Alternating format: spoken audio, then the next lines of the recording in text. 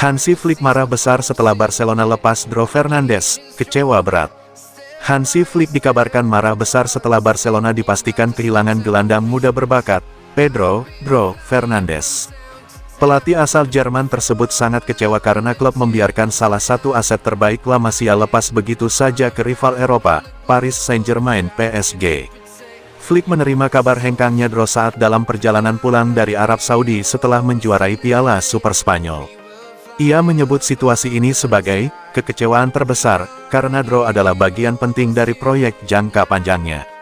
Sebelumnya, Flick telah memberikan kepercayaan penuh kepada pemain keturunan Filipina ini, termasuk membawanya di tur pramusim dan memberinya debut senior melawan Real Sociedad serta Olympiakos.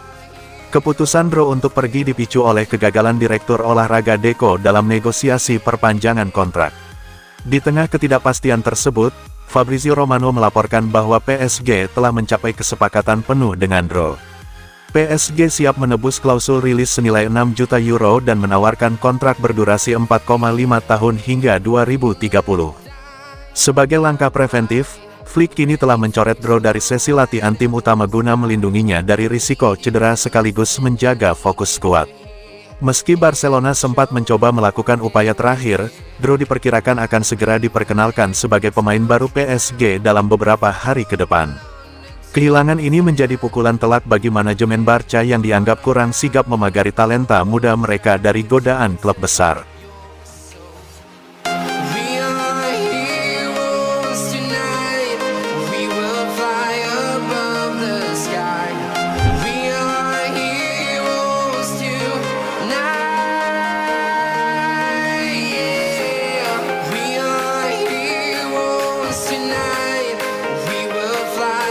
Barcelona juara Piala Super Spanyol 2026, Toni Kroos, mereka tak akan menang di Eropa.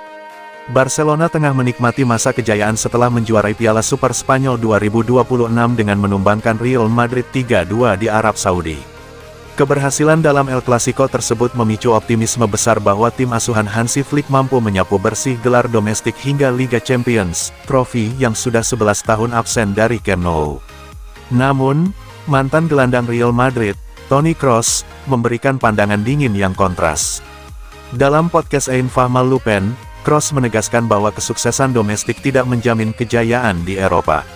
Ia secara terbuka meragukan kapasitas Blaugrana musim ini. Barca memang sedang sangat senang dengan Piala Super Spanyol, tetapi Liga Champions adalah cerita yang berbeda. Di sana mereka akan menghadapi lawan-lawan kelas atas. Menurut saya, mereka tidak akan memenangkan satupun gelar kontinental musim ini, ujar Kroos. Pernyataan menohok ini diduga tidak hanya murni analisis teknis. Mengingat loyalitasnya yang mendalam pada Real Madrid, besar kemungkinan Kroos melontarkan kritik tajam tersebut sebagai bentuk kekesalan pasca melihat mantan timnya dipermalukan di final Piala Super Spanyol oleh rival abadi. Sentimen rivalitas ini tampaknya mewarnai keraguannya terhadap skuad Flick. Barcelona sendiri masih harus berjuang mengamankan posisi di 8 besar fase Liga Champions saat melawan Slavia Praha dan FC Copenhagen. Meski lini depan yang dihuni Lamine Yamal dan Rafinha tampil tajam, pertahanan masih menjadi pekerjaan rumah besar. Jika duet Paul Cubarsí dan Ronald Araujo mampu tampil solid, Barcelona berpeluang besar mematahkan keraguan Kroos dan kembali menguasai Eropa.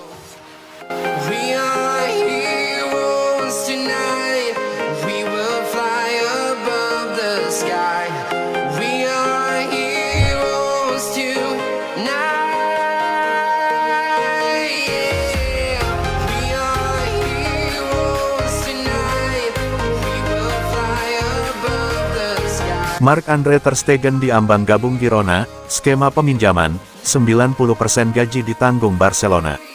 Proses negosiasi kepindahan Marc-Andre ter Stegen telah memasuki tahap akhir dan tinggal menunggu penyelesaian detail administratif. Situasi sang kiper di Barcelona makin jelas setelah Hansi Flick memainkan Joan Garcia sebagai starter pada laga 16 besar Copa del Rey melawan Racing Santander. Keputusan itu menegaskan posisinya saat ini berada di luar rencana utama. Hansi Flick sejatinya telah memberikan sinyal sejak bulan lalu di Guadalajara, di mana ter Stegen hanya akan dimainkan dalam satu pertandingan. Pernyataan itu kemudian terbukti saat laga digelar di El Sardinero, di mana kiper asal Jerman itu kembali bukan menjadi pilihan utama. Situasi ini mempercepat langkah Ter Stegen untuk mencari jalan keluar dari Camp Nou demi menit bermain reguler, meski kontraknya masih berlaku hingga 2028. Menurut laporan pakar transfer Fabrizio Romano, kesepakatan verbal antara kedua klub kini sudah di depan mata. Fabrizio melaporkan bahwa Girona hanya akan menanggung sebagian kecil dari gaji Ter Stegen, dengan nominal yang tidak mencapai 1 juta euro. Dalam laporan, Here We Go, yang segera menyusul tersebut, dikonfirmasi bahwa Barcelona menunjukkan kerjasama maksimal dengan bersedia membayar sekitar 90% dari gaji kiper berusia 33 tahun itu selama masa peminjaman. Langkah ini diambil Barca untuk mempercepat proses hengkang sekaligus memberi ruang bagi struktur skuad baru di bawah asuhan Flick. Ter Stegen sebenarnya berharap bisa mendapatkan cukup menit bermain di Barcelona demi meyakinkan Julian Nagelsmann agar mengembalikannya sebagai kiper utama timnas Jerman. Namun, laga terakhir menegaskan peluang itu nyaris tidak ada. Dalam kondisi ini, ia hanya bersedia mempertimbangkan opsi Girona. Fabrizio Romano menambahkan bahwa faktor keluarga menjadi alasan krusial. Ter Stegen ingin tetap tinggal di area sekitar Catalonia agar tetap dekat dengan kedua anaknya.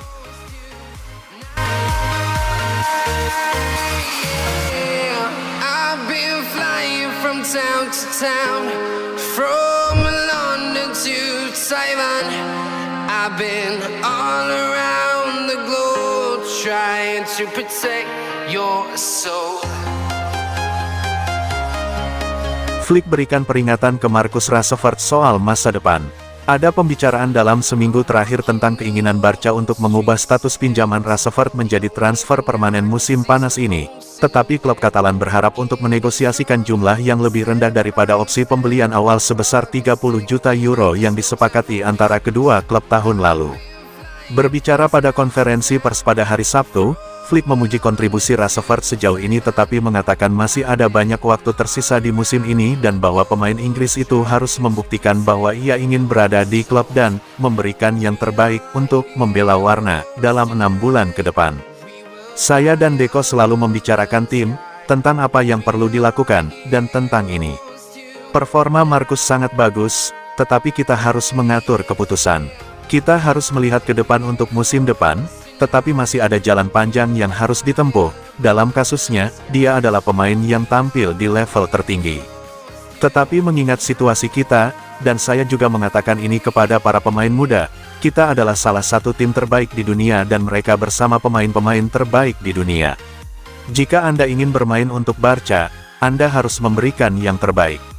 Saya mengatakan ini kepada siapapun yang bersama kami atau ingin bersama kami.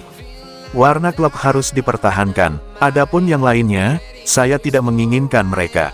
Rashford memulai masa pinjamannya dengan baik dan memberikan beberapa angka yang sangat bagus di awal, tetapi kontribusinya dan waktu bermainnya tidak sama sejak Rafinha kembali dari cedera, yang wajar mengingat pentingnya pemain Brasil itu, tetapi hal ini juga menimbulkan pertanyaan apakah layak untuk mempertahankan Marcus di skuad mengingat gajinya dan jumlah uang yang akan diminta Manchester United untuk menjadikan transfer tersebut permanen di musim panas.